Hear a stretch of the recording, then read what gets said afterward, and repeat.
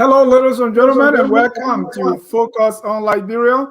My name is Dennis Jar, and we are broadcasting from Atlanta, Georgia.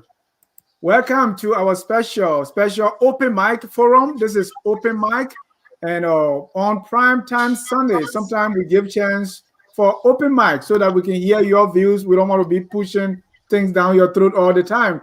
So with me for open mic, I have the leader of the movement to make Liberia better, Mr. Chuchu Alex Jones. Mr. Jones, welcome to Focus on Liberia.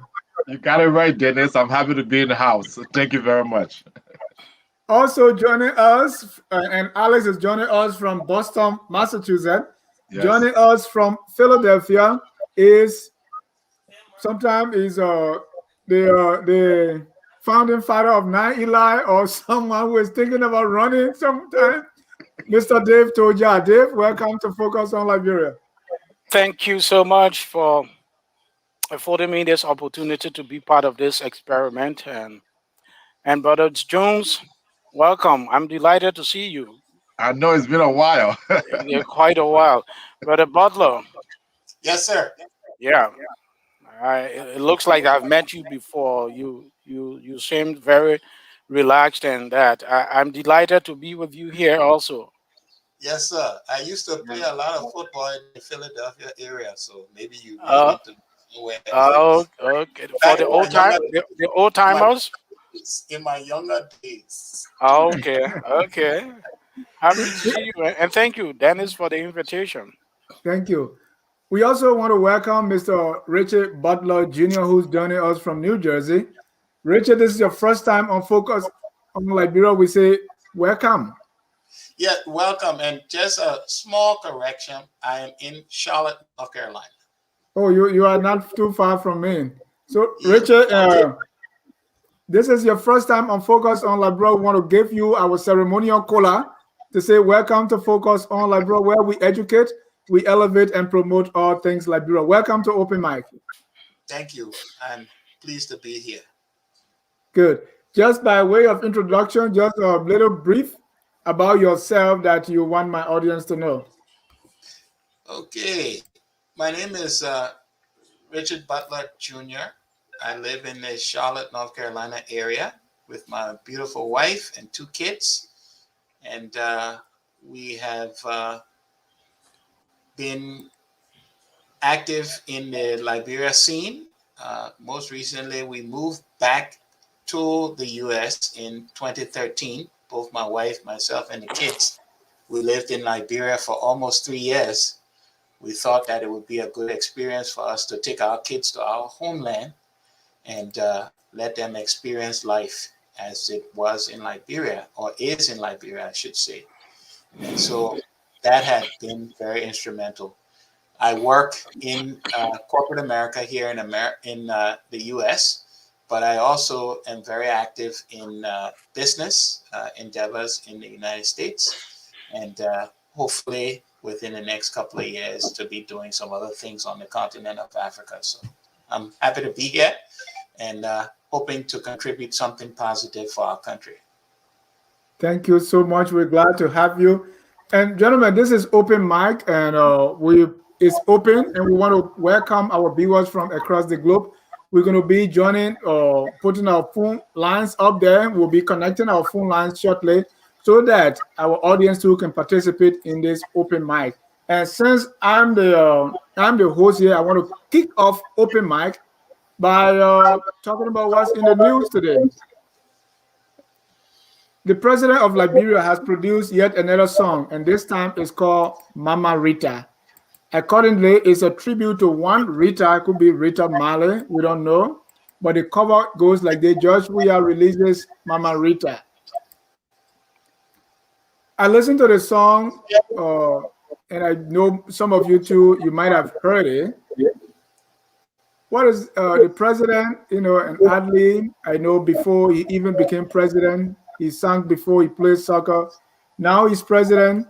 I think this should be his 4th or 5th song, including the coronavirus song, Lion Man, the Happy Birthday, Woki Woki, and you name it. Now we have Mama Rita. What's your take on this song, Let me start with Mr. Alex Chuchu Jones. So there you go. You're gonna get me in trouble. It's a very bad song. It's a bad idea, and the president needs to get serious with the business of the country. Okay, he's not a musician. He should not pretend to be one. He's got better things to do than to be releasing these songs in the midst of a pandemic. So I think it's a very foolish idea to keep making songs and utilizing his time on session devil. If he wants to be a musician, resign and then start a music company, which I doubt anyone will have much interest in, but that's my take. Dave? Uh, Thank you again. Well, I am constantly on Facebook writing. I'm noted for speaking my mind, even in the most dire circumstances. I always spoke my mind. Um, my concern with we as sinking us so stems from the fact that has the head of a nation or the head of any institution, but relating, I'm just limiting myself to Mr. Weir. I'm of the strong opinion that whatever you do in your capacity as the president of that nation should have a meaning, a purpose, and should have a genuine impact.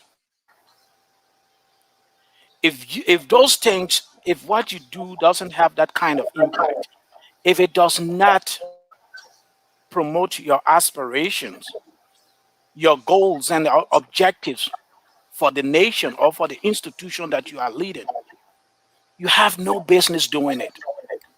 Don't do it. Because what you do is a reflection on the nation, it is a reflection on your work, on your performance, and millions of people, Liberians and other people, their lives depend on you. Their happiness, their joy, the direction of the nation depends on you.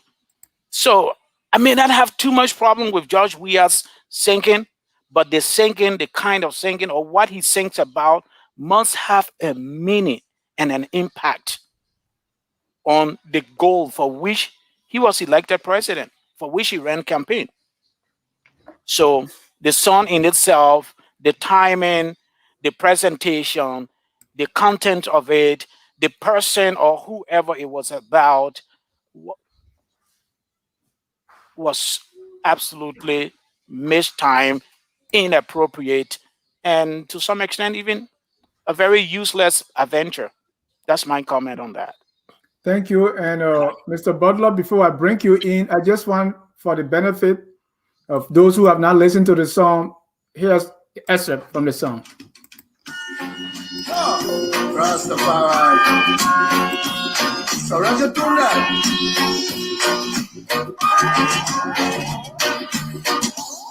Pleasant greetings to you, Mama Rita. I wish you a happy and a glorious birthday. One love, Rastafari. Hello, hello, hello, Mama Rita. Hello, hello, hello. Mr. Richard Butler, one love, one love, one love, Mama Rita. What's your take? All right. Well, I don't know why the president of Liberia would want to sing. I don't know what the idea is behind that. But what I can tell you is I remember growing up and the late President Talbot's son, A.B. Talbot, the late A.B. Talbot, used to sing as well. And as a Liberian, I don't think there's anything wrong with singing. I don't know what the actual meaning or results behind that is, but to have an opinion about somebody singing would be if I like it or don't like it. It has a catchy tune. I'm not going to say I like it or don't like it, but it's a tune. I don't think that political figures in any nation should be held to whatever their agendas are by what they sing. Bill Clinton, for example, former President Bill Clinton used to play the saxophone. He went on different shows in the United States and he played the saxophone. And I'm sure you could go down history with different presidents, whether it's in Liberia or elsewhere, who may have had some aspirations for something else. But I don't think that speaks to their politics or to what their aspirations are. But beyond that, I don't know what the mindset is behind it. So I don't particularly have an opinion one way or the other. You know, that's what I have to say. Thank you. There are two sides of what I'm hearing, from the argument. Some say, well, what do you expect the president to do at his leisure? He's an athlete. He was singing before, so when he has some free time, he goes to studio. Some say the president, the job is too much for him. Why is he, in the business of going to studio and producing songs? Other presidents sang, like in the case of Bill Clinton, played the saxophone. That when he went to a program, Bill Clinton did not go to a studio to produce to make record labels and things like that. Okay. If the president, we saw the president at some gathering, playing the samba. That for some people that's acceptable, but when they come to constantly producing music and singing, that's what they have an issue with. So, Dave and Alex, the president, how does this affect his job? He's making a song. You don't expect him to work 24/7 around the clock, So when he has some free time, he go to do what he loves doing, either playing sports or making music. What's wrong with that? Well, first of all, I would say this just to rebut what my brother just said about free time, and I think you rightly stated that Bill Clinton was on nightly show. He did not produce a song. First of all, if we have people around the president who know the job, they should first recognize that the president, as in the capacity of a president, you're not allowed to publish anything outside of your job. So a president cannot read a book should not read a book while in office. A president should not produce songs, because then the question becomes, who owns it? Is it Liberian government owns it? Is it his private? So there are constraints when you become president. I think even here you can't even drive. So I think Ajit Bernard and McGill and all these people, they don't even understand the function, because I think they should educate the president that when you make a song and you publish a song, it has a connotation of the country. It's not like you can resign, retire, make a song, and come back the next day and say, okay, I'm president now. It's different from recreational stuff where you go and play golf. You're not participating in the Masters or in an international tournament as a president. So no, you should not be doing that. I think it's totally, it undermines the presidency. It diminishes it. Presidency is not for boys, it's for men, people who have serious work to do. And if you want to be a singer, that's fine, but you can't do it while in office, what we're trying to say. And so I think it's just the idea of lack of understanding of the nature of the presidency, that it's a full-time job. It goes for you wherever you go, wherever you produce, wherever you write or speak. Mr. Jones, I respect what you are saying, but let me just give a different take. I don't know if the president of Liberia, George Weah, is looking to be profitable with this song. There's a lot going on, and I don't know who is advising him or not advising him, so I will not speak anyone's name because I don't know these things. But what I can say is I would need to know more behind what uh, his idea is behind a song. Personally, I don't think that I would think that the president of Liberia is well versed in what the duties of his job or her job is. And I wouldn't want to diminish the fact that he is the president of Liberia, and we need to respect that. One. Two, I think trying to create something for a country that has gone through a lot of things and maybe his way, and I can't speak for the president, I will never do that, but there has to be some joy that he takes in this. Now, the points that you brought up about if this song or these songs that he's recording belongs to the government of Liberia or to the people of Liberia or what have you, I can't speak to that because that is something that could, get you in trouble. But I personally, I don't think there's nothing wrong with having a president that express some joy or sings a song. I don't think there's a problem with that. Thank you. Dave, you can conclude on this topic and then we move on. Yes, I'm not in with the economic side of it. The laws that govern those things, as Alex was talking about, but I think also those things really make sense, because maybe the laws in Liberia are different, but when you are in such a high profile office, whatever you do, whatever you say, those are archives. They form part of the maybe the presidential library and all of that. So, but that is not my area to even concentrate on. I'm from a background of psychology. Therefore, whatever I would like to speak about is from that background of how does this enhance the work that Mr. Weir has been called upon or has been elected by the Liberian people to do? How does it promote his agenda for the Is nation? How Dave, does, yeah. not to Mhm. not to cut you off, they say he's exciting his base. Okay, he's exciting his base. We'll come to that. Okay, he's exciting his base. How does it excite even his base? How does this, what he talks about, what he thinks about, how do these things enhance the aspirations of the Liberian people?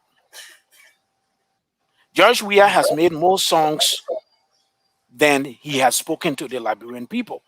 He has made more songs than he has held press conferences, speaking with, talking with, interacting with the Liberian people that he has been elected to guide. Since the war, we have had two elected presidents. I mean, he's the second. Dennis, this country is suffering. This country is impoverished. The Liberian people are traumatized. So they are looking for a president. They are looking for a leader that will inspire them, that will serve as a motivator, that will serve as an inspiration for them. But getting on stage and whatever, sounding like calling yourself a Rastafarian, sounding like a Jamaican guy, and how does it foster? How does it foster these these things that we talk about in Liberia? How does it foster the spirit of nationhood? Has a lot of good talents that politicians can utilize to bring a nation together, to set a real agenda. He can use his music to set a real agenda, to promote his pro agenda. But he's constantly, you know, misplacing whatever he does. And there's a lot of work to be done, my brothers, in Liberia. Then for a president to have time and to have time for all that leisure When has he ever sung a song to his wife? He's been in office for 3 years. We didn't hear him sing above this song to Clara. Yeah, he is talking about Mama Rita, happy birthday, and all of that. Sing a song that will inspire Liberian men as well, Yeah, so but that they can appreciate the Liberian women and the Liberian wives. Dave, I'm sorry. I got to interject here. I'm sorry, Go sir. ahead, interject, Mr. Butler. First This of is all, I think it's not correct for you to bring into the conversation that he not singing to his wife. We don't know that. We don't know that. However, Dennis brought up a very good point that he is trying to excite or mobilize his base or excite his base. So if you say that statement and that statement can be collaborated with some public record, then you can say that there is some plan of something. But also, let's not forget, we as Liberians, just like America is a melting pot, Liberia is a melting pot for a lot of Black people from all around the world. So for you to say that he, need to excite the Liberian people, a lot of Liberians do have heritage in the Caribbean islands. Let's not forget that. While I understand and respect what you're saying, Dave, I think we shouldn't get to the point where we are so Liberian that we don't recognize our ties all around the world as Liberians. Whereas, if you say the president shouldn't be doing this, I respect that. That's not his job. I respect that. I can understand that. But at the same time, we must be cognizant of the fact that if he's singing a song of joy and he wants to express himself this way, it's not necessarily an agenda that the Liberian people expected him to do, but he is doing it. I don't think there's anything wrong with trying to excite people who may be experiencing some, hardship in life. Let's not forget that Liberia is a hard Thank you. country to live in. Hard country to live in, but I don't know what he does with his wife. I don't think we should bring that into this conversation at all. I think that's not correct. That I'm just saying, for me personally, I wouldn't do that. All right. Dave or Butler was interjecting, so you can complete your thought and then we can move on. yes. I still maintain. I still maintain Dennis, Butler, Alex. Yes, Liberia has worked for a whole lot of countries from the very foundation of the nation. Almost Liberia's energy and everything has been, diverted into helping other countries. But as our people will also say it, that you have to, the steaming rice that is in your hand, you have to puff it, you have to cool it first before you puff the next person's own. Okay. Liberia is a country that is in need of serious leadership. Liberia is a country that is in need of a serious identity. Liberia is a country that is in need of a serious direction. We need a high degree of national cohesiveness. What are those things that will bind us as Liberians? Understand our link to the Caribbeans, our link to the external world, and all of that. But there is a lot of work that we have to do in Liberia Thank you. to build this nation, to unify it, to give us a sense of togetherness, a sense of identity, a sense of a common purpose. And when we Right. have that president, we need that kind of person that will lead that agenda. But Thank then, you. but Thank then you. attack the president on his statements that he made in his inaugural address to the nation when he was inaugurated as president. Take those statements that were made there and find the common ground that you can then go to the president, and talk about something of substance from there.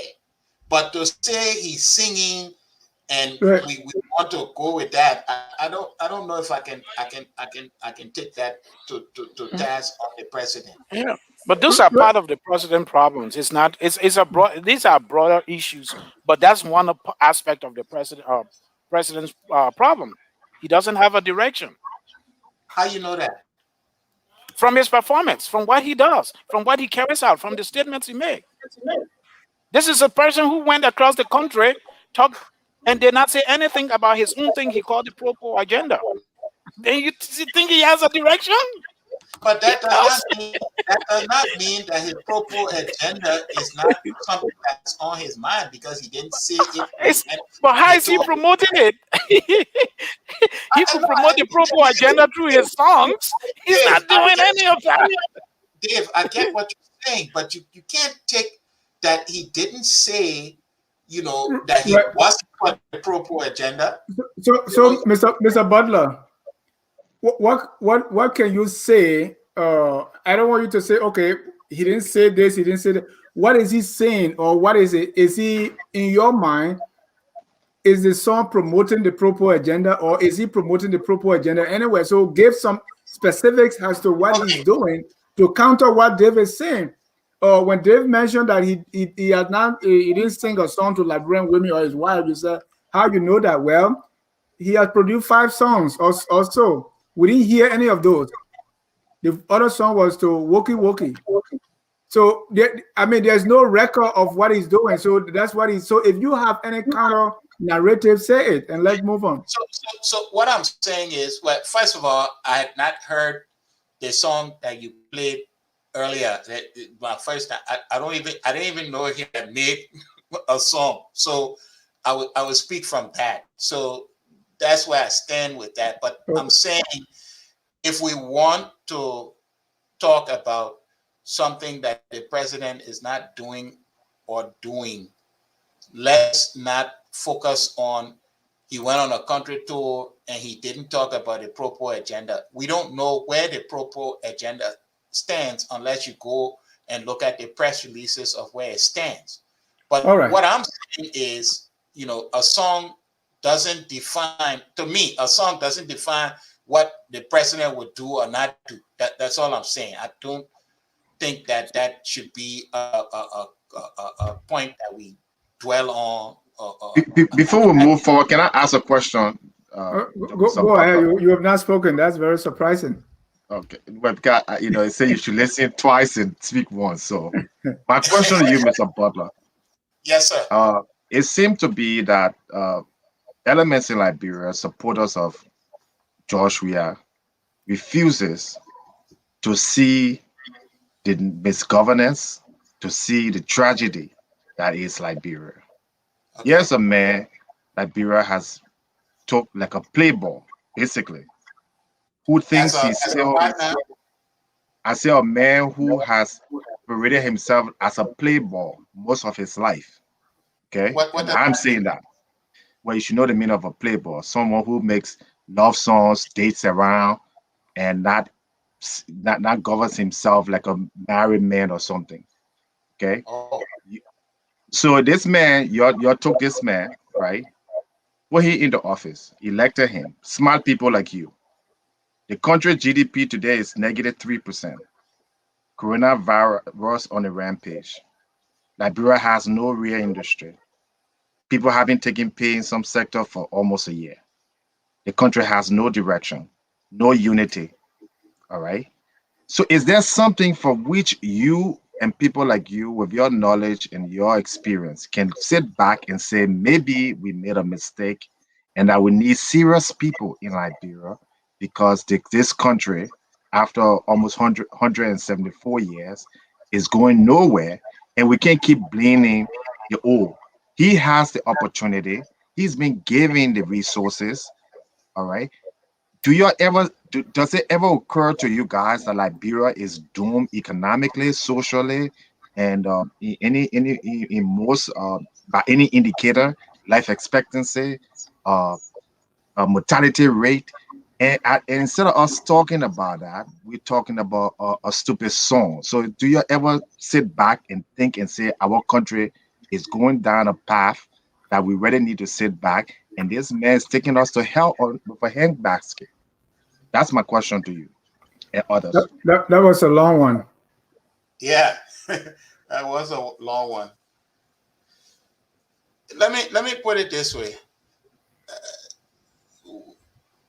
What you said is important, but George Weah didn't take the country down the road that is going by. Like you mentioned, this country has been in existence for 100 some odd years, and George Weah didn't create the downfall. Now, he is the president of Liberia as it stands today, and we would like to see him, as you put it, do better or focus or more professional or what have you, and to focus more on the country and to focus on the people.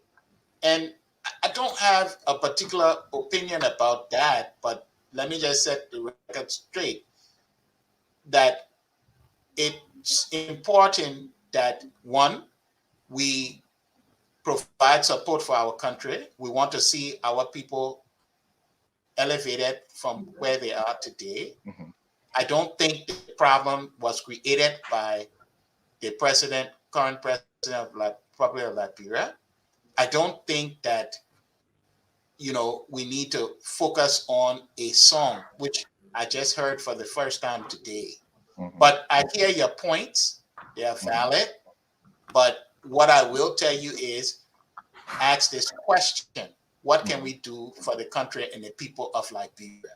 We can talk all we want to talk about the president, the plight of the country. We can give stats and all of this. But what does that do for the average Liberian man?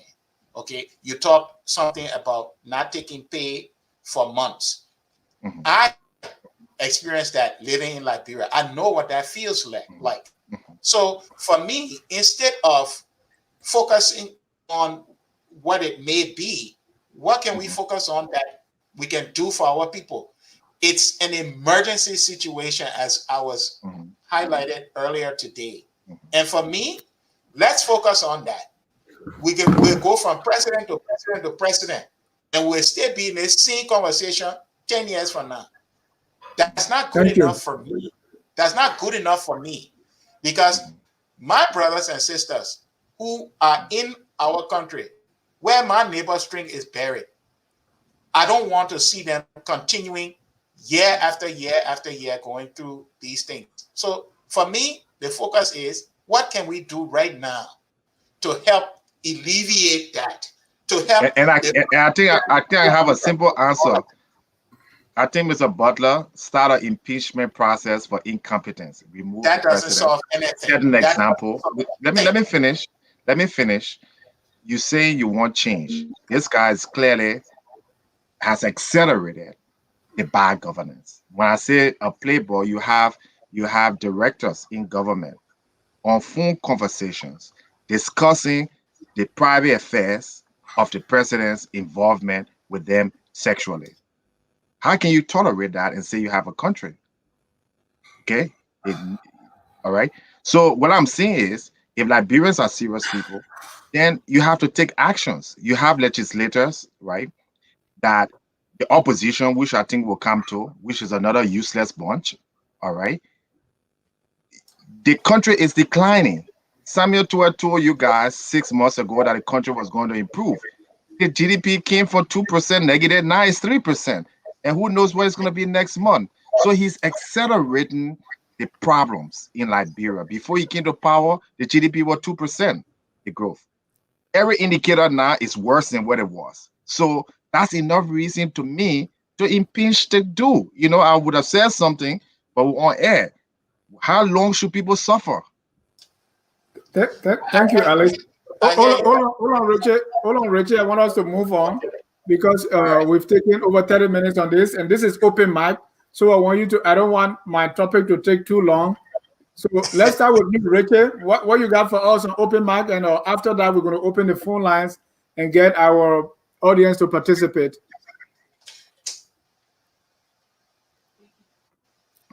I got one more if you are. Okay, let me. Richard, So, ready?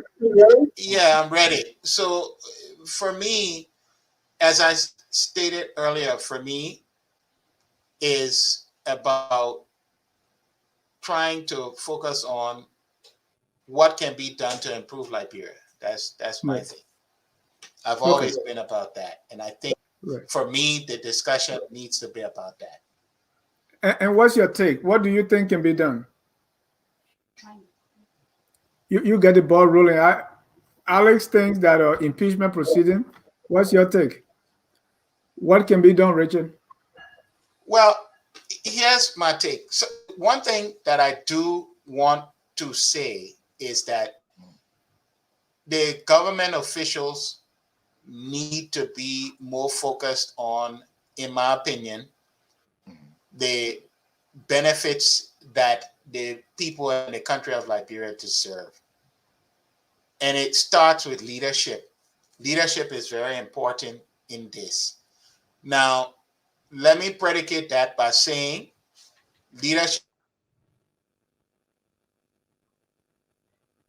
comes in many in this forum right here, the four of us right here, should be thinking about what can be contributed to the better good for the Liberian people and for Liberia as a country. What can we ask about that? But I do understand what Mr. Jones and Mr. Ja are saying, respectfully so, that there should be a focus on those who are in leadership positions in our country. What are their agendas for the Liberian people and for the country? I get it. I get it. But I also challenge all of us, our contribution. What are we going to contribute? Realistically, that will help the Liberian people. That's how I look at it. Thank you. Dave, what do you think about what Mr. Butler has expressed? What can we do as a people? And then after you are bringing our first caller. I think we are doing it now. What we can do as a people, we have to keep talking and keep demanding and doing the little that we can, because government, as we were told, is an institution that the people set up so that the government can foster the aspirations of the people. That's why we give government all the powers. All the resources are under the government control. They are the ones that have the right to impose taxes. They are the ones that have the right to make the rules that govern our lives. So we have to primarily hold our government responsible and accountable at all times, that they should do what they were elected to do. If they don't do it, we, the people, should demand it.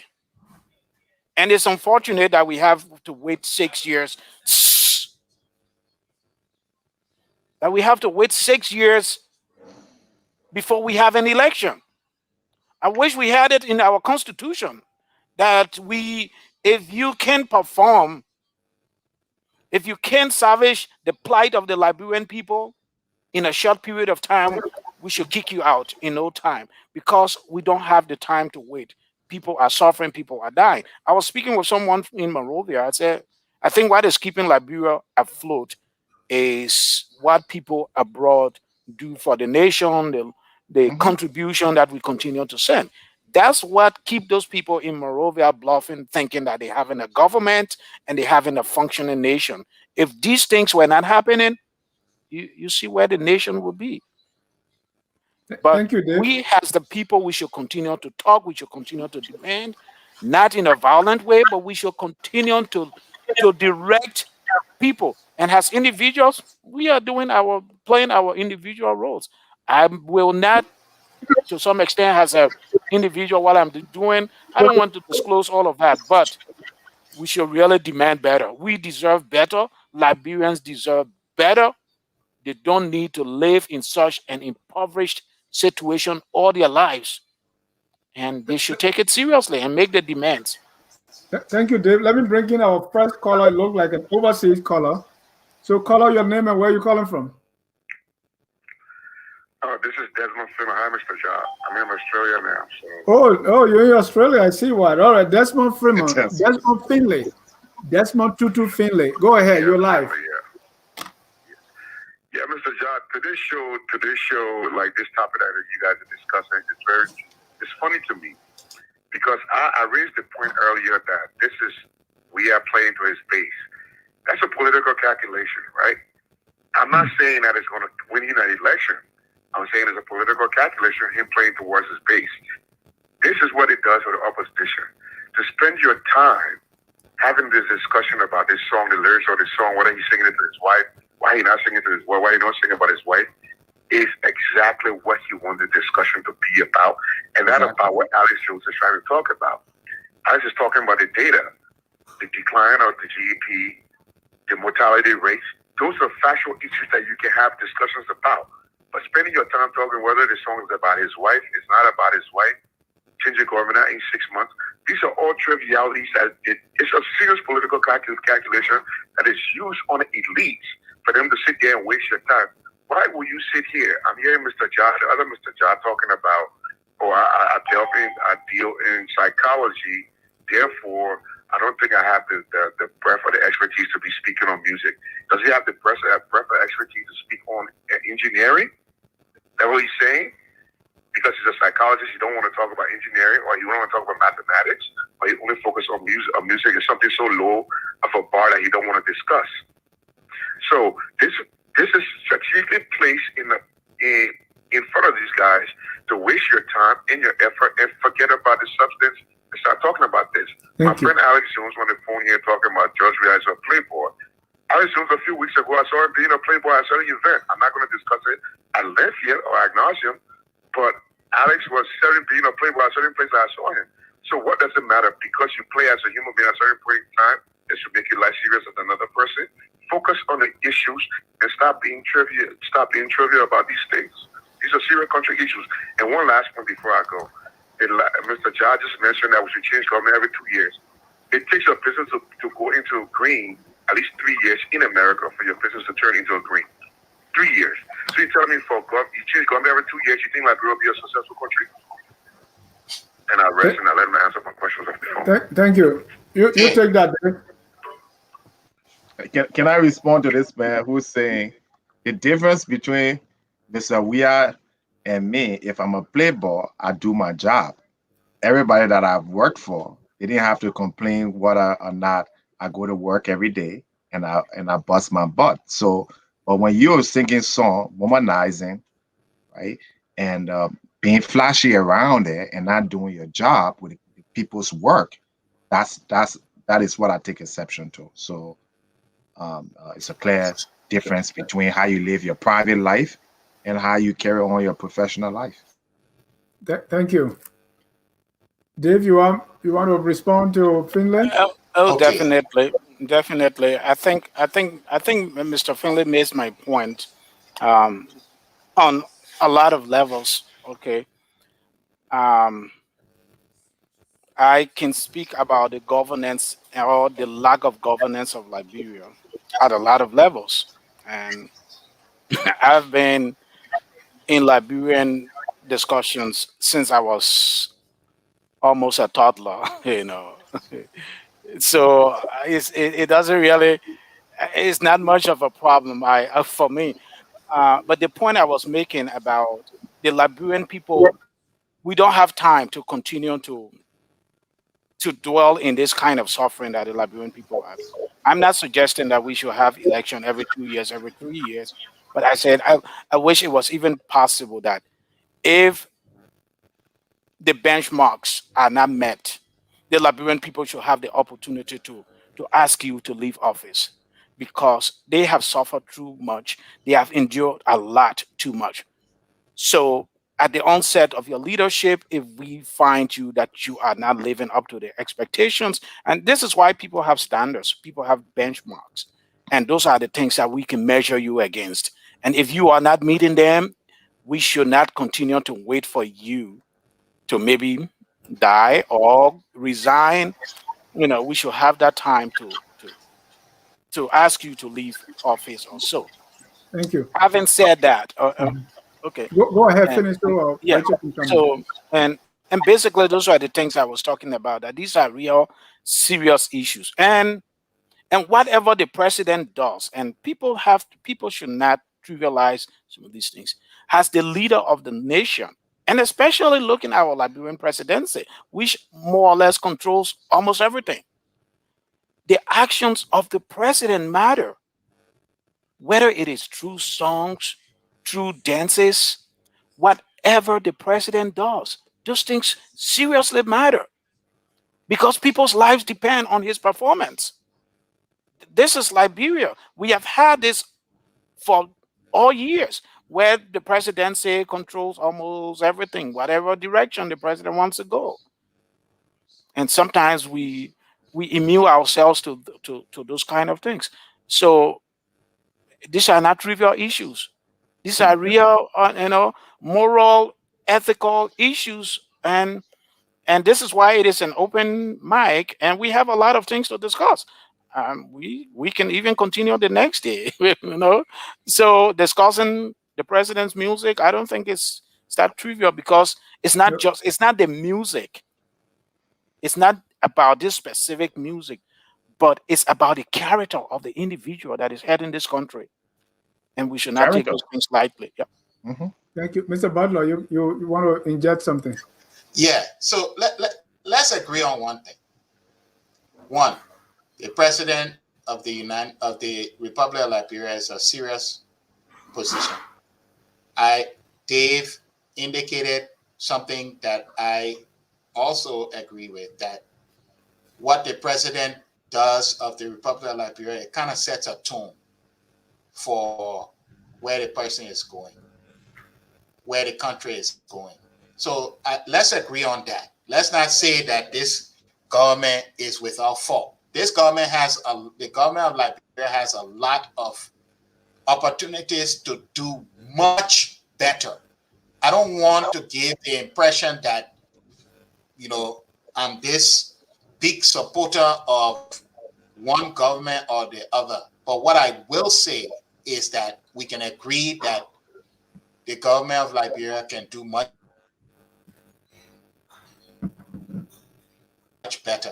Folk series of songs is not where you could be doing something different for the Republic of Liberia and for the people of the Republic of Liberia. I get it. So let's not try to think that I'm not a political person in that sense. I'm not trying to say that. My only point was I can't focus on a particular song that the president of Liberia has done when the people of Liberia do not have a plan for going forward. The country of Liberia does not have a plan for going forward. That's my point of saying that. I was in support of this president or the previous president or the other president. I think it's not little, but what can we do to help Liberians and Liberia? Right. That's the point. Thank you. Let me come in shortly, then I can bring in another caller. And I want to disagree with Mr. Finley also, that what we are discussing is not trivial because the song is not in a vacuum, right? We are discussing the song and what the president has done at this time in our national history, what is going on currently in the country, what the president has been up to, and you juxtapose that with the current economic realities in the country. Like we have President Trump, one of the worst presidents in the world. But at a time he was messing up, but because of the economy, people say, oh, Trump will beat Trump, right? And so if you have a bad economy where the GDP is in the red and people are calling us every day, schools are in their worst shape. I mean, I don't want to talk about going down southeast. and everything is just going downhill and you are singing Mama Rita. So it is not a trivial issue, because this issue is not all by itself. The connections and the implication, and that's why we are discussing it. Let me bring in one caller, and then we can go to the next panelist for the open mic. Caller from Worcester, your name and where you calling from? Hey, how you doing? I'm Darling, calling from Worcester, Mass. Oh, darling, go ahead. You're live. Yeah, I will just quickly quote this. Only Africa will teach the real groupie to do again, and the youth whose future is being stolen will be celebrating it. And then I also want to take you back to, because the last caller said something about where George Weah producing music is a political calculation, because he wants people attention to be diverted to something else rather than the numbers. So here is what the late president of the late dictator of Uganda, Idi Amin, at that day, after he drove the Indians out of Uganda and distributed his store to his boys, I mean, the businesses collapsed, industry collapsed, and which eventually led to the collapse of the banking system. So what he decided to do in order to take the attention away from that, because I mean, he ran the country into the ground. People were suffering. Salary was not forthcoming than what is unfolding in Liberia and all of that. So what he decided to do again to divert people's attention from what was unfolding in the country was to attack Tanzania. So he sent a troop into Tanzania to attack Tanzania. And then the Tanzanian forces, they fought back and they pushed all the way deep into the heart of the capital.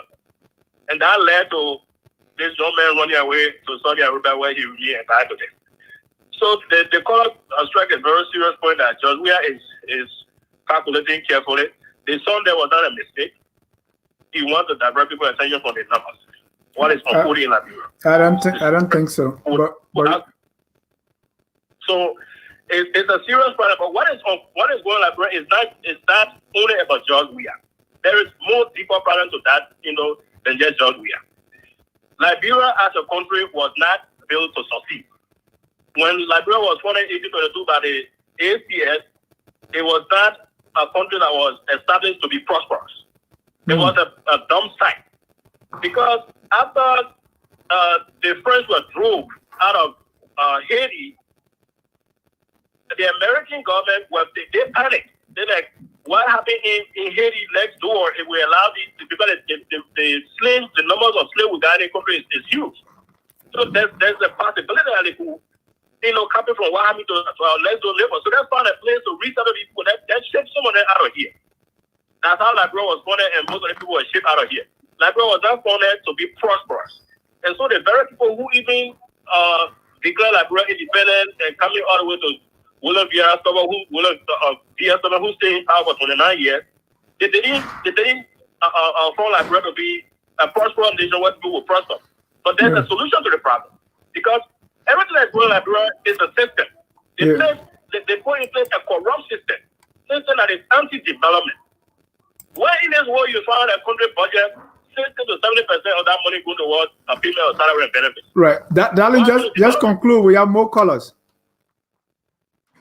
So to conclude, what is going on in Liberia is deeper than George Weah. George Weah is not going to finish it.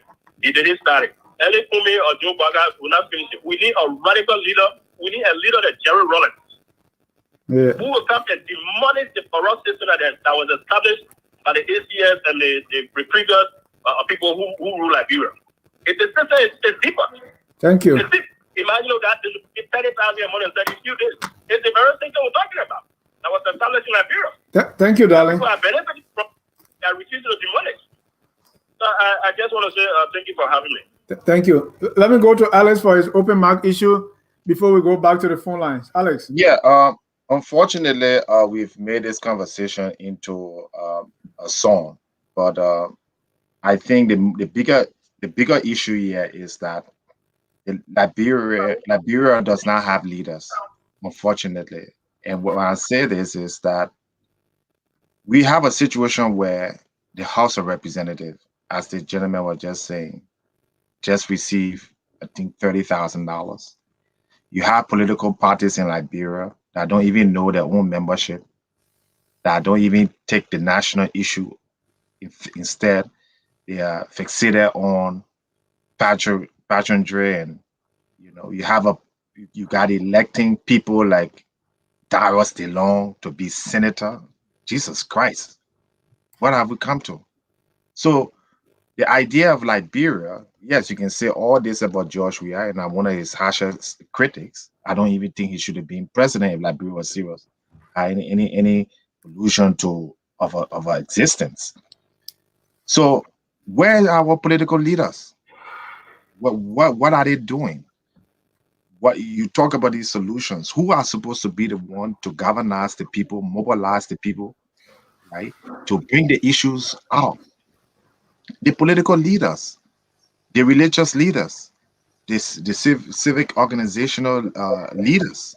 You don't have anybody. Everybody is just like dumbfounded. What kind of country is this? So I'm just amazed how you have a country and to just identify one. You don't need a Jerry Rawlings per se, because if you go to Ghana, there are lots of small leaders, community leaders. It was the Ashanti people in Ghana that stood up against the great British Empire. Jerry Rawlings was not around at that time, but these were people who have self-wealth. You go to Kenya, you go to Botswana, there's successes around Africa, Seychelles, all these countries, even Senegal. But when it comes to Liberia, the only thing that matters is someone must get elected, they must collect the pay, and all of us should dance around them. So the problem maybe is us. We tend to just not have a priority to remove George Weah through the legislature. It's easy. You say you have a sea of coalition of political parties, so that means you're four of you guys. If you combine your numbers, you have a majority. Put an impeachment through the House of Representatives, right? Pass it, and people will see that you guys are serious. But instead, But, you're Alex, traveling for class. Alex, you have talked about this impeachment 2 or 3 times now. On what grounds should George Weah be impeached? Incompetence, gross incompetence, negligence, complacency. Is that constitutional? Yes, because let me read the Constitution, right? Let me read the Okay. Constitution. The Constitution in Article 1, right, of the Liberian Constitution, it says, one second, that the people,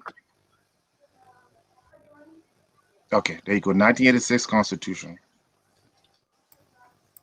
Article 1 says that all powers inherent in the people of free government are instituted by the authority and for their benefits, and they have the right to alter or reform the same when their safety and happiness so require, in order to ensure democratic government which responds to the wishes of the governed. The people should have the right at such period and in such manner as provided for under this constitution. Where And happiness in Liberia? Hold no, on. Where happiness in Liberia? Where that piece, benefit the Alex, Liberian people? Hold on.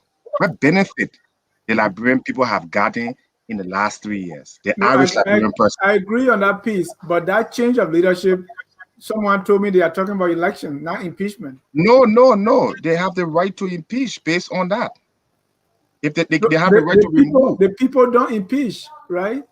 They're Impeachment is represented. The right. people are represented by the legislature, Okay. right? And so if their benefit and the happiness, the president doesn't have to commit a crime. If the people feel that they are not benefiting from a Yeah. regime or from a leader, they have the Yeah. right to remove that person through an impeachment process as represented by the legislator. But the problem here is our legislators, they themselves need to be impeached. That's the problem. Thank you. Mm. Dave, you can come in, and then Yes, I can bring in our next caller. you see, Alex, to that point, um, when a group of people for so long has been deprived, denied, and abused, it comes a point in time in their life that they become very apathetic. about themselves. They become very helpless, and they surrender themselves to a spirit of doom, that helplessness. There's nothing we can do. And those people, they are between a rock and a hard place.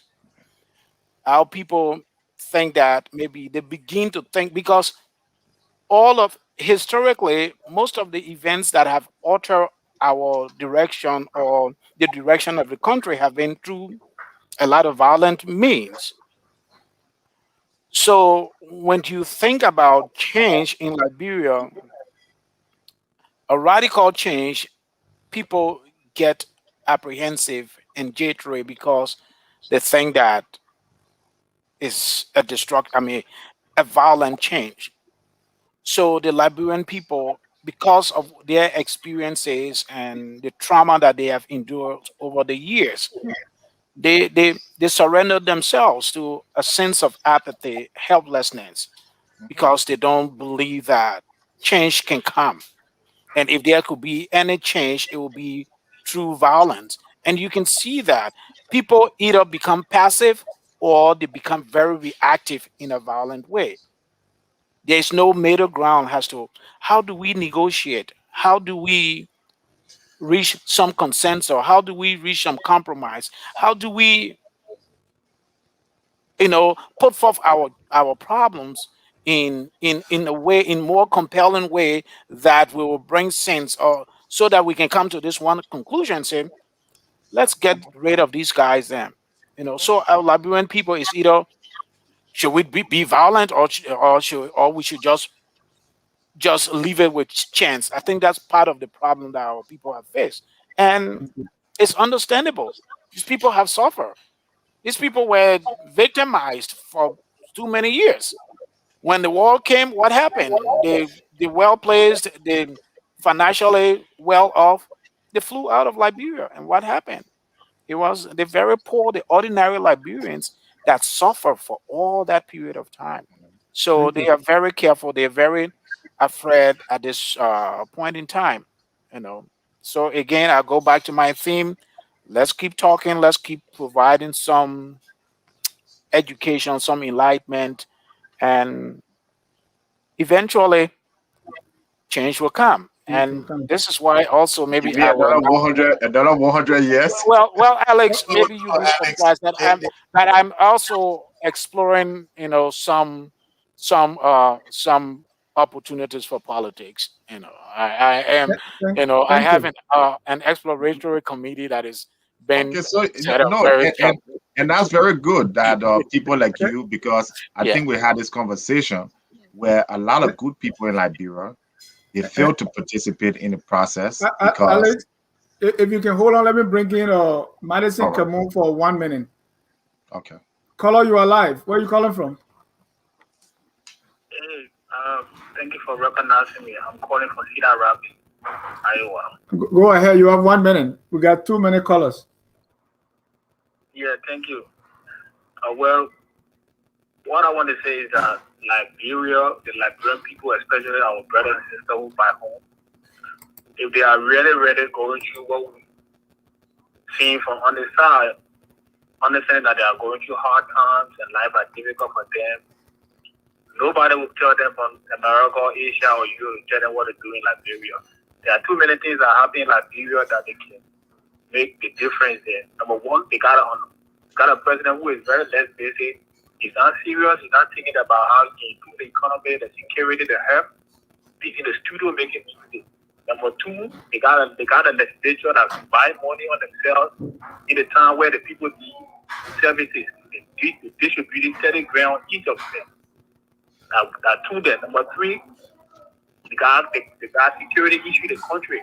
The last time I checked, 3 boys went basically up to down. Nobody knew that story higher. And then so many things are going on, and they are sitting there. And we in the diaspora, we are also helping them to be on Syria. I mean, you're sending money from the full service money going by Liberia. I just know you don't have to deny your family or friends on that side. But if we all are serious, they will start to change over there. George, we are 18. cannot subject them to the life they're living, and they continue to live on that particular time and say, we're waiting for this. Let's look at Cuba right close to the university. Cuba, people are frustrated. When people get hungry, we saw people cannot learn. Even they're sitting there in their own country, reminding me of my days in Cote d'Ivoire. And we see this thing happening there. Thank you. What else do they need for Georgia to do with them before they get to the Senate or the legislature? What else they need? So, what I'm saying is that they are not ready, they are not serious. So Georgia will continue this music. And I can't wait for the album launching. I don't know how to get to play, whether you want to play good chat. I don't know. We'll see. I don't think they are serious enough to make any change. And the reason very important, if they are serious, they can impeach you on a particular article you read. If they are serious, they can do it, but they won't do it.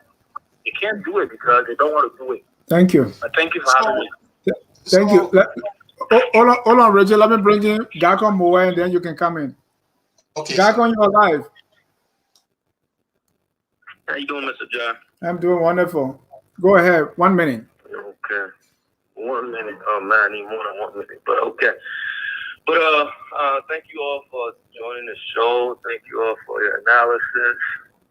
I think the issue of George Weah singing is a non-issue.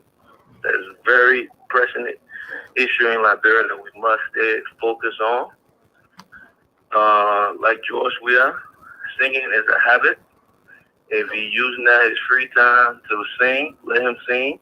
If he goes to the studio and record his music, let him record it. If it's played on the radio, let him do it. He's encouraging Liberian entertainment and young artists and young musicians in Liberia, even though other people think he's in competition with them. But I think it's a good thing that he's doing at his leisure time. Like George Weah, there were several U.S. presidents, about 8 of them, that also sung and performed on stage. We all did not have any issue with that. So I think we should not make that. It's just a distraction. Thank you. We're focusing on the wrong thing in Liberia. So now, going to Alex's point about the impeachment process. You know, the Focus on Liberia platform is a very important platform. We cannot come on public platform and poorly reading the Liberian Constitution as if that's the process on how to carry out impeachment process. The Liberian Constitution is similar to the U.S. Constitution. The people that voted the George Weah in cannot just simply go impeaching. Now, what you're calling for is not an impeachment.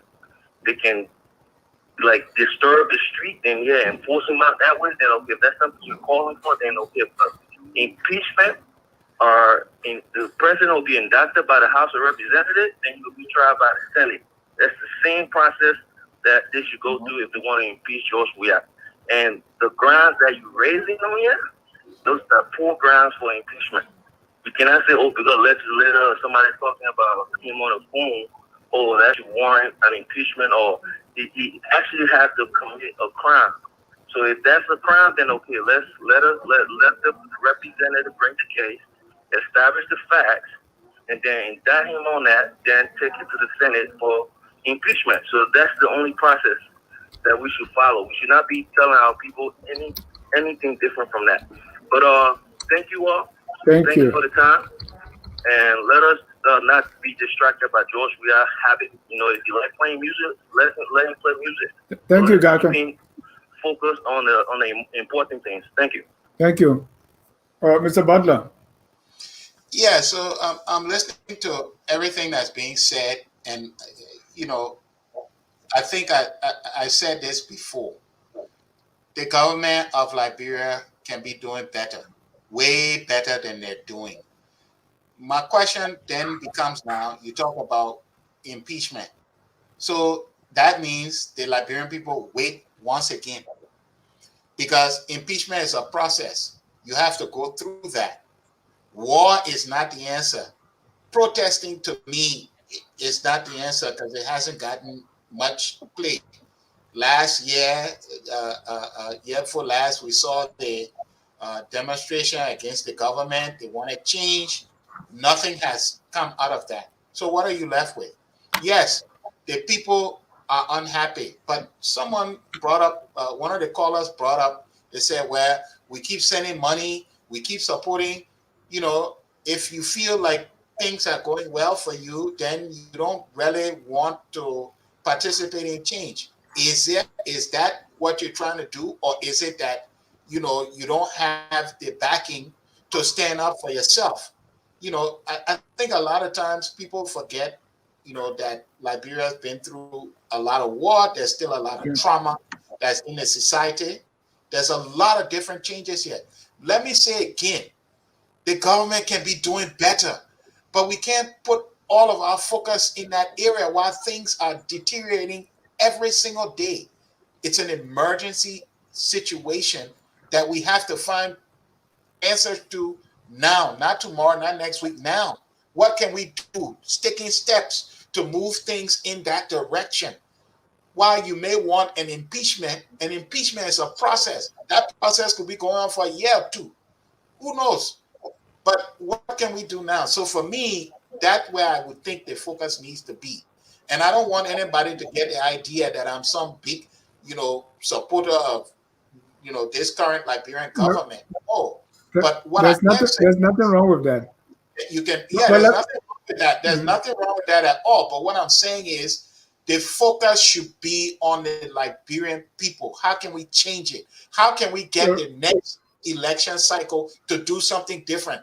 I read in the comments here, somebody said people have the power, we can vote. But how do you convince them to vote? Thank you. Alan, before you respond, there's a caller been waiting for a long time. Okay. Caller, your name and where you calling from?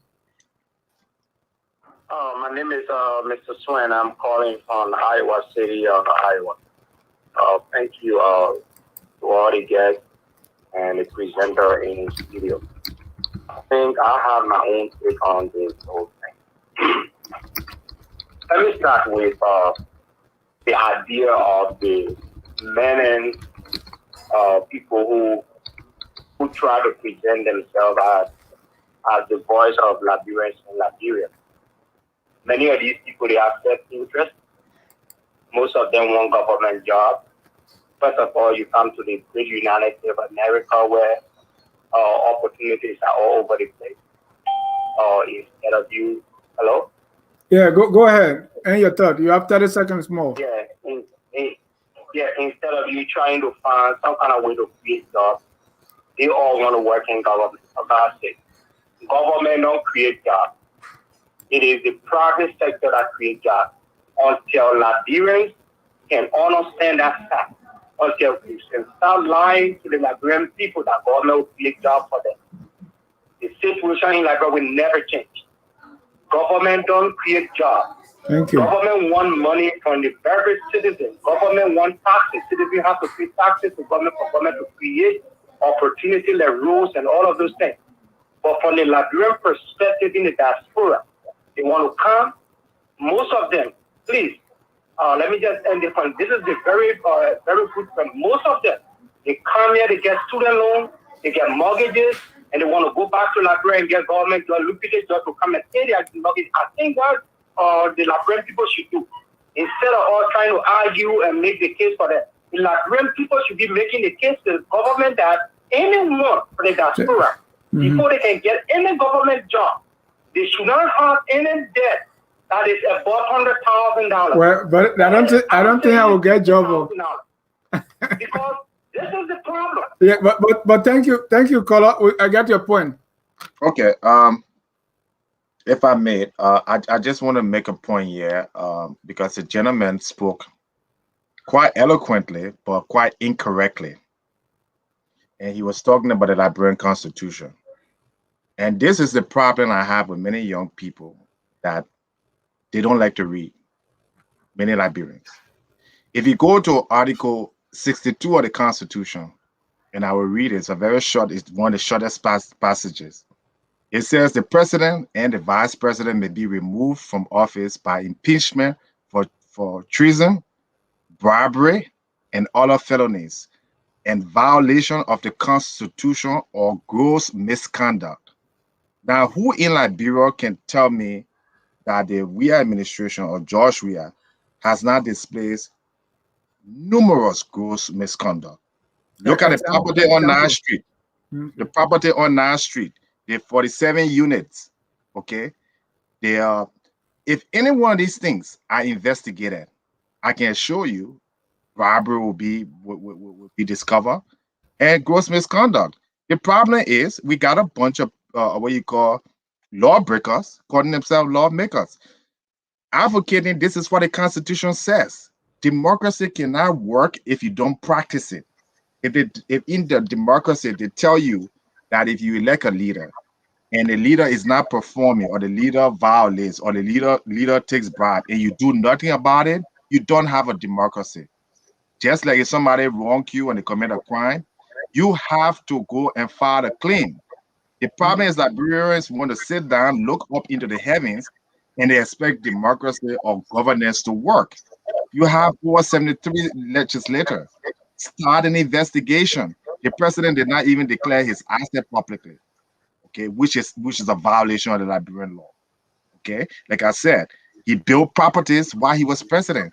Where investigation, where inquiry was open, who were the contractors? Where did the money come from? So we want to be lazy. We take these very same legislators, we bring them to America, we have parties for them. All right, we pay them $15,000, $20,000, and the president just issue another 15,000 according to the front page on top of the 15,000 for legislative engagement. Now tell me if that's not bribery. Well, the president, there's a lot of allegations that he can be charged upon. But Nigerians are lazy. They don't want to read. Like as Sonny said, they're intellectually lazy people, and they want everything. They want America to come here and tell them how to read their own constitution and follow their own democracy, and that's the problem. But Alex, you bring up Alex Jones, you bring up some very good points. Richie, I want to give Dave the chance now. He has not spoken, so let Dave come with his open mic issue. We still have more callers, and I have one more open mic issue. Dave, go ahead. Okay, I'll get to the open mic, but there was some caller who, people go about trying to make these claims, oh, government doesn't create jobs, and all of that. And that's not what we even talking about. That's not what we are saying, that government should even create jobs. Yes, government should not be in the business of creating jobs, or if government is capable of creating jobs, so be it. But what Liberian people need to understand, when you criticize government, you are not asking them to create jobs, but what you are asking them to do is to create the enabling environment so that this talk about private sector and all of that, you cannot have a thriving and a functioning private sector if you don't have a functioning institution, a functioning government. You can't, it will be very difficult. And this is why we expect the government to create the environment so that if the citizens and other people alike can try out, can test, can do their investment, can make their contribution in the country.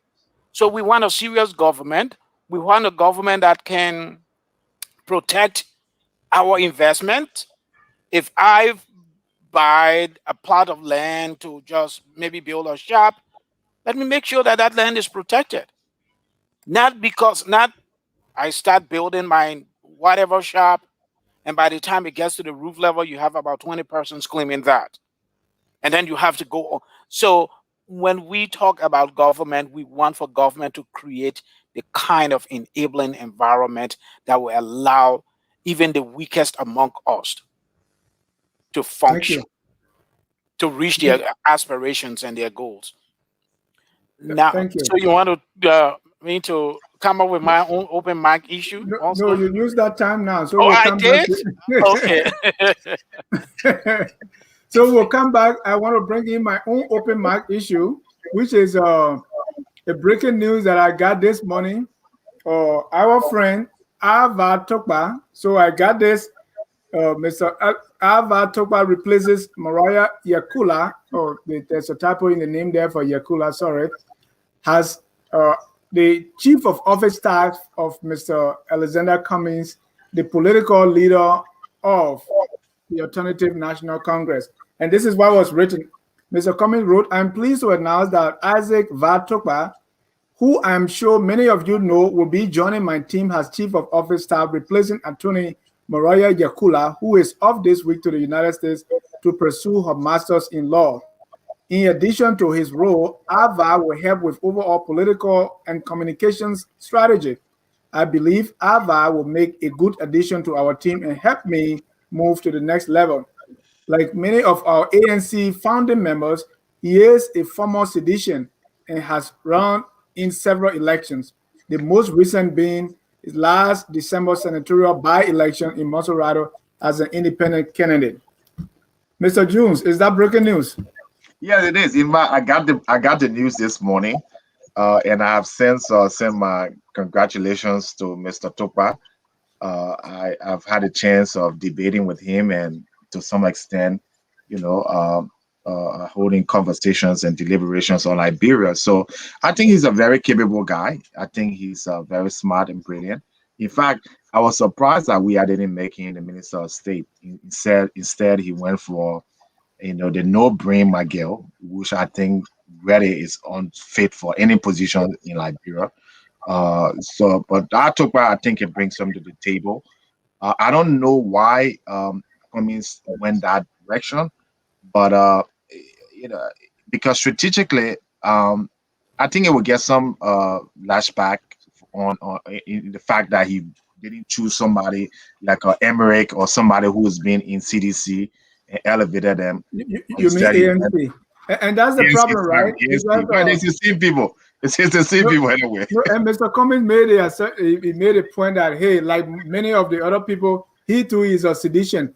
I don't know what he's trying to say there. Like, hey, there's not much difference between sedition and ANC. Is that what he's trying to imply? And why is it that we see that people are not elevating people from within? Right. You get someone who is sedition, you bring him in such a strategic position, and now he's going to be on the executive level of CPP. What does that say about the choices Mr. Cummings is making here? Well, first of all, I mean, if I could just end my thoughts. I think, first of all, like I said, he's a very able person politically, and I think we should give him a chance. I like to give people the benefit of the doubt. Let's see what this move yields, and let's see how he conducts himself in that position. I hate to see Kelly and Conway leaves. I kind of like the theater and all the fiery and all that kind of stuff, but I'm sure Ava Tokpa would bring some addition to the Cummings team. But I would have rather like Emmerich or somebody or Steve Boley or one of these people who have been ready out there in the press for Cummings. He should have rewarded one of them instead of Ava Tokpa. Thank you. Mr. Butler, you have a take? Dennis, I will hear you. Okay, go ahead. Go ahead, Dave.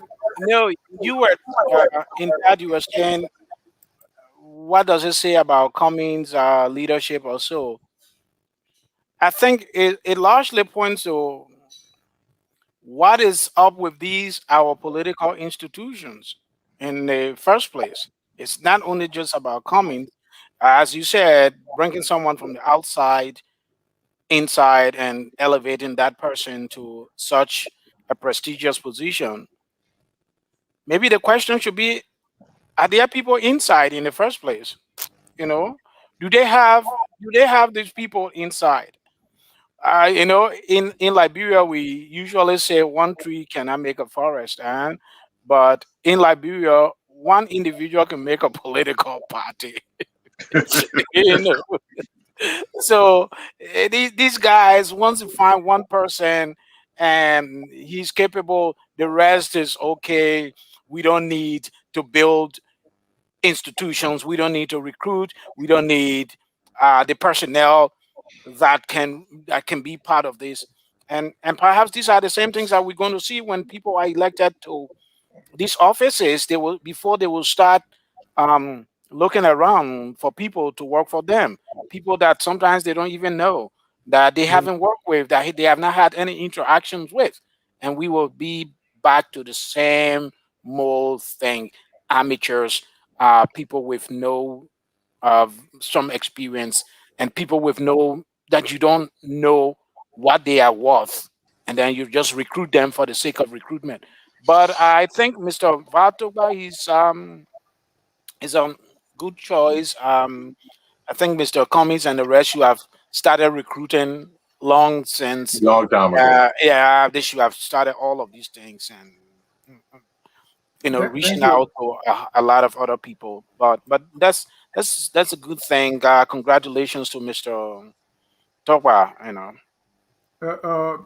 Alex Gako Moe is coming back. I feel, Took a while. and he's throwing some shit on Emmerich and Steve Bollier. Emmerich, you got a mail here, but let me bring in Ansu Dualu he's on the line. Opa, go ahead. You live.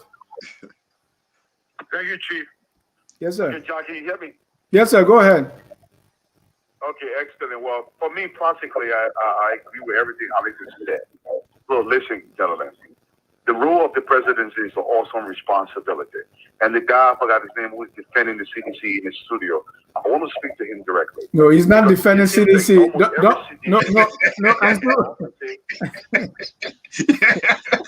Yes. Yes, Liberia's problem is 174 years. You don't expect President we have to solve those in 4 years. It's not just ridiculous, it's ludicrous. Now, Alex just read, I think what article is that 50 or 5 of them like the Constitution. And I want to reiterate this. There are more to what Alex said. The sitting chairman of the CDC accuses the president of theft. Said the president goes abroad, uses Liberia's name. When the money comes, he puts it into a personal account. You have people. Everything the president does matters. There is nothing trivial about the presidency. Even if he catches cold, it's an issue. As an investor, everything is quantified. But let me say this to CDC. Every time they say 174 years, before I leave. People using aggressive fiscal and monetary policy combination with aggressive austerity measure in their country were able to raise the entire GDP by $2 billion in 5 years. Paul Kagame did that. So, President, we had knew the problems of Liberia before he became president. This is not something new to him. We all know this responsibility is far beyond the capability of President Weah. But we're refusing to admit it to the detriment of most of the people in this country. What baffles me is people like the guy that's defending CDC lives in another man's country, enjoys what democracy, what good governance looks like, and then they defend something that is detrimental to most of the population. I never seem to understand that. President Weah does not understand what he's doing. He doesn't even want to be president. He's being forced into the position. And our people are dying because of it. And yet and still people defend this. It is not new to him. He knew what Liberia was for equally. It's not a 174-year problem. It is a problem of the now. Infant mortality rate is a problem of the now.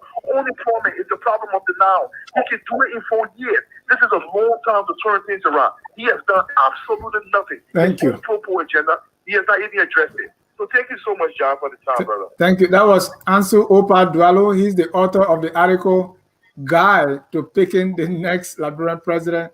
And I just posted that in case you want to read that. He has the guy. Mr. Butler, go ahead. Ansu, throw some pointers at you. Oh, he's saying I'm defending CDC? Is that what he's saying? I want to be Yeah, that's what he said. Oh, okay. All right. So let me inform, what's his name again? His name is Ansu Dualo. Ansu Dualo. Let me make it very clear to you. I am not, never have been, and I am, as far as I know, never been a member, never championed any particular political party, but in this case, CDC. Let me just make that very clear.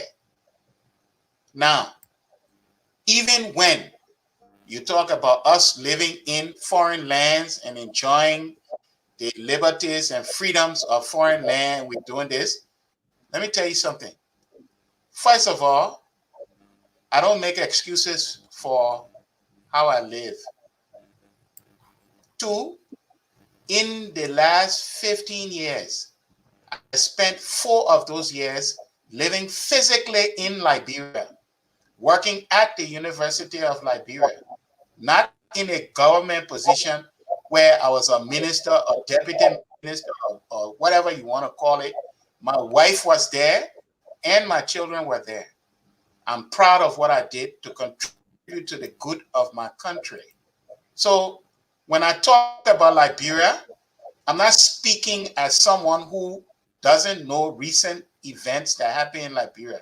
What I am saying is the people of Liberia and the country of Liberia need a government that will be focused about advancing them, the people, empowering the people, and that in turn will empower the country. So if we're not going to talk about those type of solutions, then we're not having any conversation. One. Two, Ava Tukpa has been said here, very capable of doing many things. I'm happy to see that Mr. Cummings is trying to embrace people who can be serious about the Liberian people business. And I'm speaking from that, from someone who I believe he may not have a lot of experience in government, but as far as I know, Mr. Tukpa, and I've been knowing him for a very long time, he has always spoken about the plight of the Liberian people and how we can make it better. So we wish him all the best in his new role. And I don't think it's about finances for him. I don't know that to be the case, but I can speak confidently and say I don't think it's about money. Because at this point, some of us have spent a good bit of our time in foreign lands, and we've made the best of it. And we thank God for that. But don't get it twisted and say that somebody is trying to be CDC supporter. I wish the president of Liberia well, but the government can do better. You can say both, and both can be true. Okay? Thank you. Just like we say, oh yeah, in America, we wish well for the American president. Because if the American president go and mess up back away, it bad for us. So sorry, if that's, you don't understand that, then you don't understand politics and economics. But no offense, I appreciate your opinion. I appreciate the talk, and don't take it to heart. We're just having an open mic discussion. Exactly. Dave, what's your open mic issue? And we are winding this down now, so that will be the last issue. Yes, my open mic issue is my yardstick for the presidency. Those who, like vying for, or who are interested in contesting for the presidency. I have a simple question that people ask, or that I ask them, is what would be your priority number one? And that question was answered by Joseph Boakai. Boakai said, road, road, road. And that's an interesting answer that people always give. Another person say agriculture, agriculture, agriculture, and all of that. And that's how I judge the person. When Boakai said road, road, road, I said he was not fit to be president because he doesn't understand the problem. He doesn't understand the issue. The way to improving the Liberian condition is not through road, road, road. It's not agriculture, agriculture, agriculture. It's not electricity. I met a guy at one of the churches here. He too wanted to run for president, and then someone asked him and said, the first thing I will try to tackle is electricity. And I said, we had electricity before. So those people, mark them. They come up with that road, road, road, my first priority, agriculture, agriculture, agriculture. And if they don't want to alter that, or electricity, electricity, tell them that they cannot succeed with the Liberian presidency, because roads don't create economy. It is the economy that creates roads. And this is it. Infrastructures don't create economy. It's the economy that creates infrastructure. So what you saying, Dave? Are you saying so? It's not road. It's not agriculture. It's not road. It's not agriculture. Agriculture. What is it? It's the economy. You first have to fix the economy. You have to improve the economy, the banking institutions, all the institutions that are responsible for the economy. That's what you have to deal with first. And then these things will So, spur growth. And then so the agriculture, the electricity, but will spur the economy. They will accelerate the economy. And why are so these the things so difficult for our politicians to discern? Quite Dave, surprising, quite baffling. Yes, sir, Mr. Butler. let me ask you a question. Yeah. Let me first preference my question by saying this. We can agree on the fact that a large majority of the Liberian economy as it stands Hmm. today is in the hands of foreigners. You understand that, Yeah. right? Hmm. I would, I don't know the statistics, but I would say at least 75, maybe more percent of the Hmm. economy is controlled by foreigners. Yeah. Do we have a plan on how we start to reverse that? I agree with you that economy Hmm. is a place where you start. With our economy, Yeah. you can't build a road. You You can can't go build to the farm. roads. You can't Yeah. go to the farm and put produce with no road to carry the Yeah. produce to where it needs Hmm. to be. I get it. I get what you're saying. Hmm. But And for that's me, and that yeah, and that's why where I it's come so from. annoying to So, me. Mhm. so it's annoying, but here's the thing. Question. So with the fact that you know the economy is controlled heavily by foreigners, how do you address that? I'm not asking for an answer per se, but these are things that we have to consider. The average Liberian may worry about that thing because at the end of the day, the average Liberian man in Liberia need to spend $1 to $5 per day in US dollars to survive. He or she is focused on that. And sometimes it's all you can focus on because you got children, you got responsibilities, you got to figure out how you're going to do it. Then you look at it this way. If you're working for the government, you haven't taken pay for months, how do you support yourself? So the economy is an issue. I get it. I totally get it. But how do we get there? That's my point. Okay. The current government, if they come in and saying we're doing this, we're doing that, and doing that, and they're not addressing the economy, the current government is gonna fail. The people will vote them out or some kind of way. Now, if they go to vote them out, then that's where the political situation may get a little sticky because they could say we won the election. Okay. So the economy, I agree, but how do we get there as Liberians? What can we do to support the economy getting there? Even if you change the presidency when the next election comes up, say for the presidency, Cummings get there or Boga get there, what's the change? Where is the change in the economic message? So we need to talk about that. Open mic issue, well,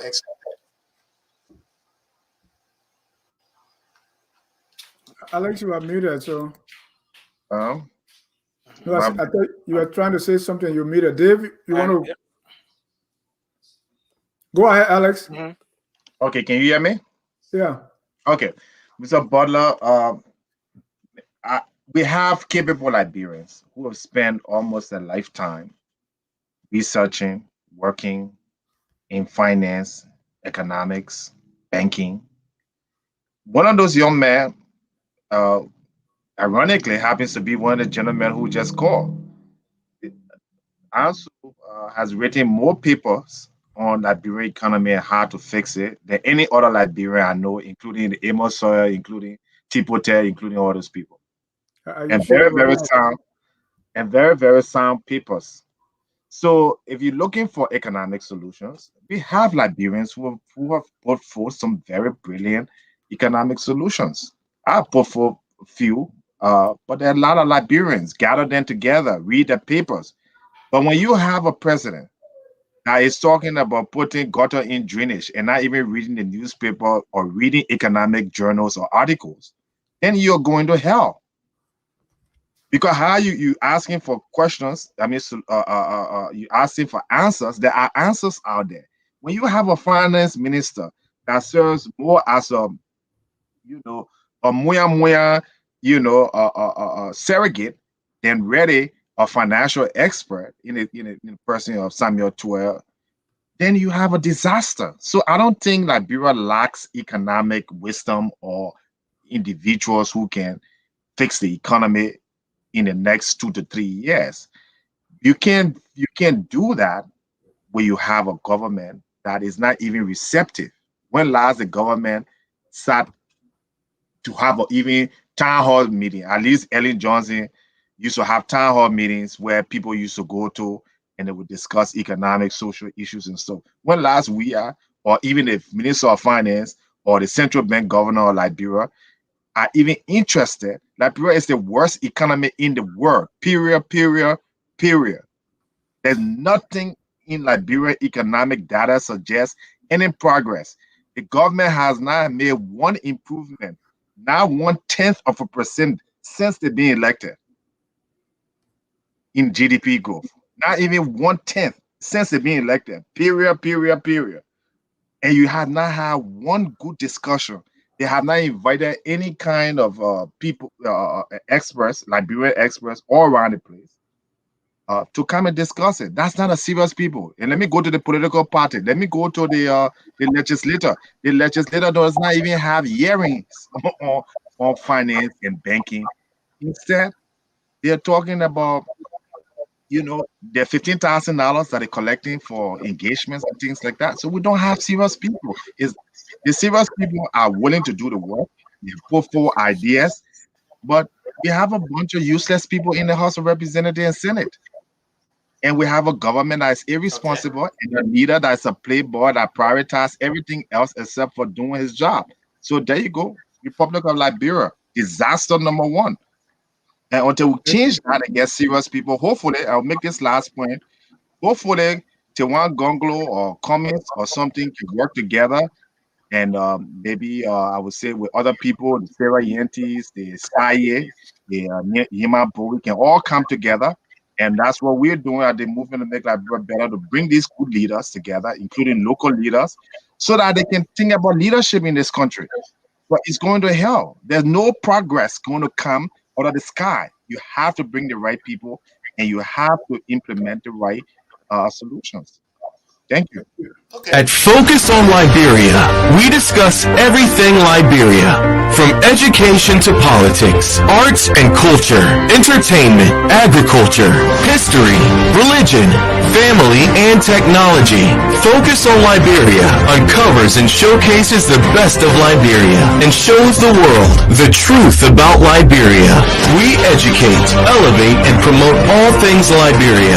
We conduct interviews, panel discussions, debates, and more. Tune in to Focus on Liberia on Facebook and YouTube and be a part of the stories that make up the news. This is Focus on Liberia, and I am Dennis Jar.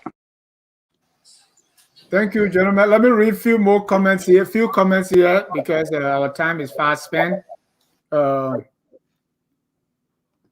There are a lot of comments here, and we need to wind this thing down.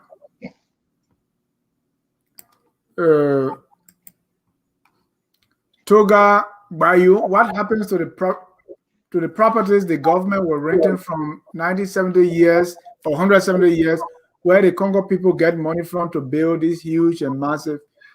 Oh God! 4 auditors got murdered in the space of 2 weeks.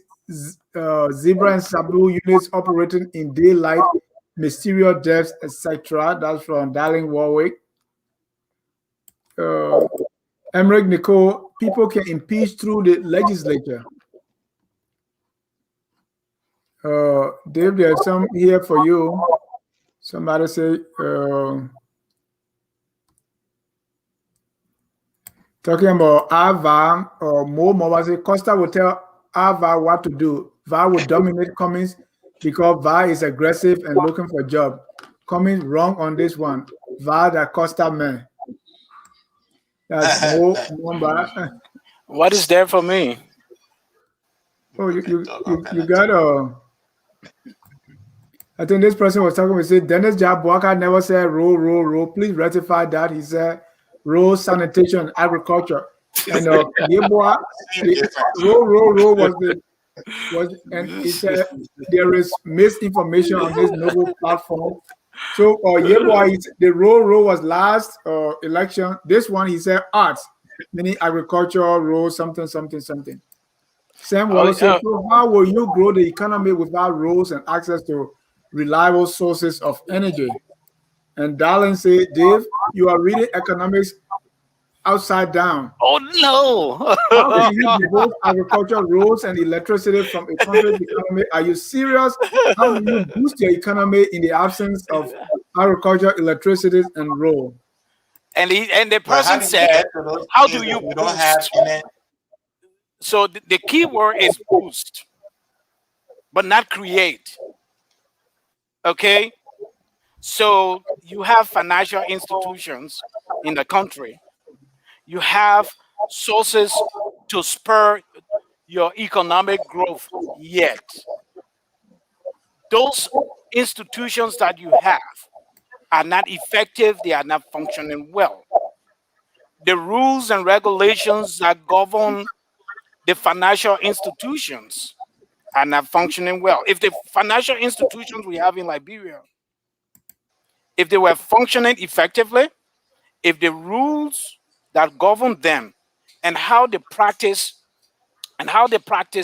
their financial policies, how they practice them, that is going to spur some degree of growth.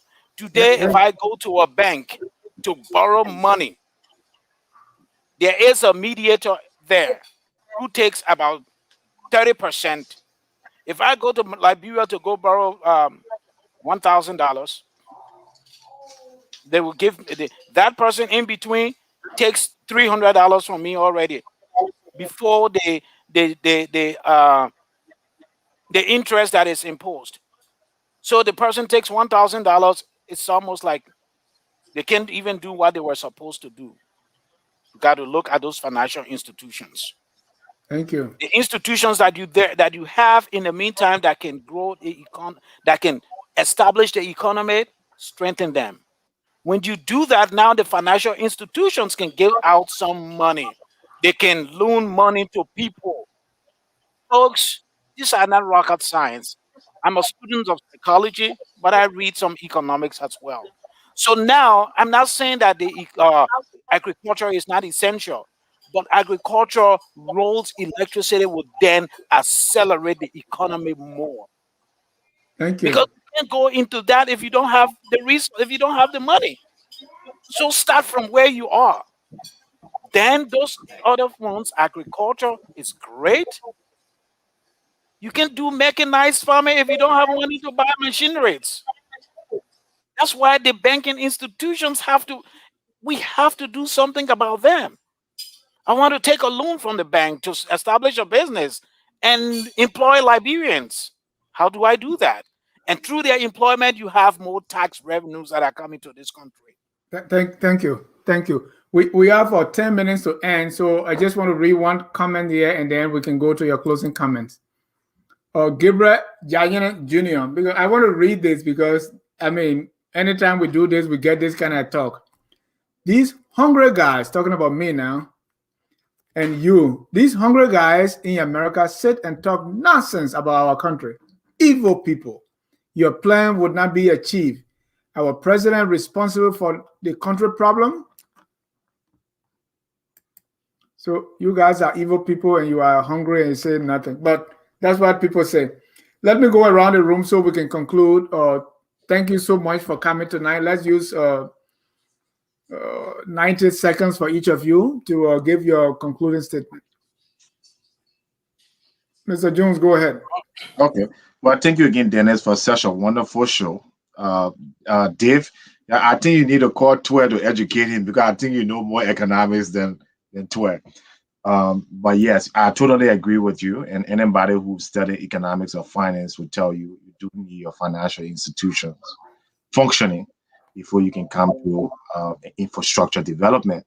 As it stands right now, Liberia is about what, $1.3 billion in debt. You building roads, you don't have any surpluses. So everything you build, you are borrowing it, and you're borrowing at a very high interest rate. So basically, you get into a deeper problem. Then, if you fix the financial institutions, if you grow the GDP, then the government will have more revenue, and the revenue and the surpluses can be used for infrastructure development, for agriculture and so forth. So a very good point that you made. Again, like I said, I'd like to be very clear cut. I think the problem in Liberia is very simple. You have the Liberians who are serious just need to take they need to take more lead. People like yourself, me included, and all those people who want to see this country develop. Because they say evil persists if good people do nothing. Joshua has a stake in people in America, in Liberia, good people to do nothing. Let it take one Gongolo sit on one side, let Dave just stay in America, and they can make Wookiee song, they can make a Lion songs. They have nothing to lose. They're getting tens of millions of dollars every year in budget allocation, right? Draining the country. By the time they leave from there, the whole country will be bankrupt. So we got to stop this. And I think the way forward is that now that more important people and serious candidates are beginning to put a hat in the race. And we're going to be working with a lot of them, to bring these people and promote their message. We should rally around these people because most of the people in the House of Representatives, they need to go. We need good, brilliant, progressive ideas, innovation, and don't be afraid to step up. Don't be afraid of those people. They can't do anything to you. They're just sitting like brother and talk nonsense. So it's your country just as much as it's their country. You have every right, the Constitution, to speak to your government, to ask them to resign, to hold them accountable. And if we don't do that, then we can expect change. So thank you for the opportunity. And I look forward to the future to coming back. Thank you. Dave? Thank you so much to the family of Focus on Liberia for giving me this opportunity, and thanks to my fellow panelists as well for the ideas that we all share around here. And the goal here is we all have what they call a common patrimony, Liberia, that we all care a lot about.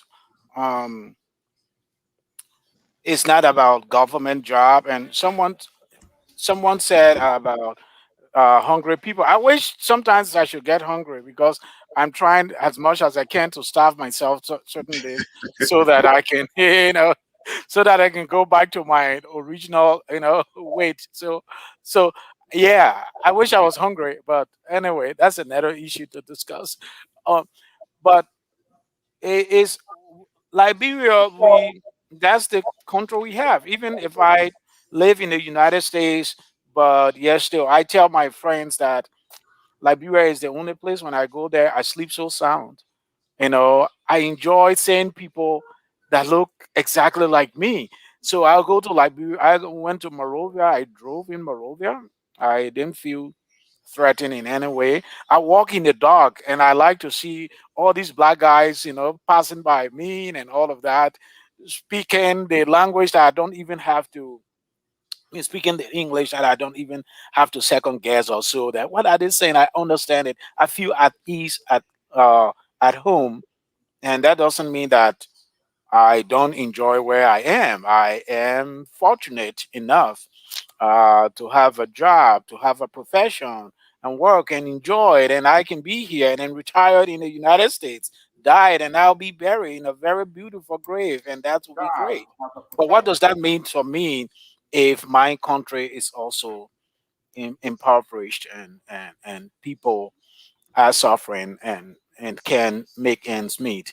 So so I mean, my goal is to see Liberia prosper, thrive. And this is why I always emphasize also that as a president, people talk about reconciliation and all of that. Reconciliation, yes, is great, but what can reconcile us? We have to have something common that we can rally around. And that's why we started this discussion about President Weah and all of that, because what President Weah puts out there can also make or break the country. We want for him to succeed, to do well. Thank you.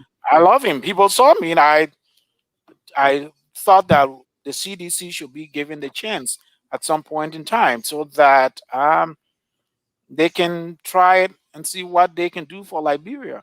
But it seemed like Mr. Weah doesn't understand what a functioning institution, functioning government is, and he needs to do some sitting down and listening and maybe reading and you know and having consultation with a lot of other people so that he can do the best. He doesn't have monopoly of ideas, so by having consultation, listening, reading, and all that, I think he can do okay. He can rescue himself for the next the rest of his term.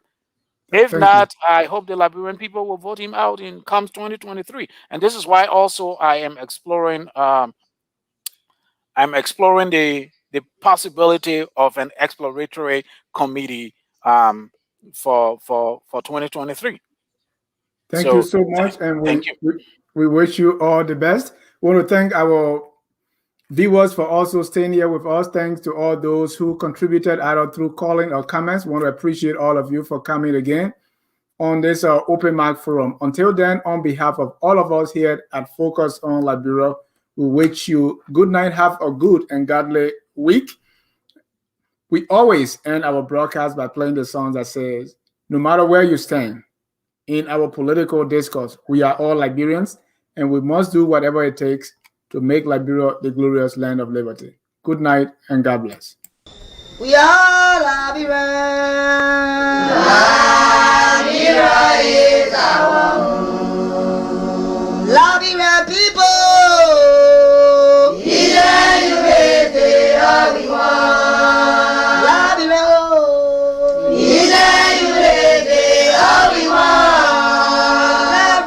Liberia.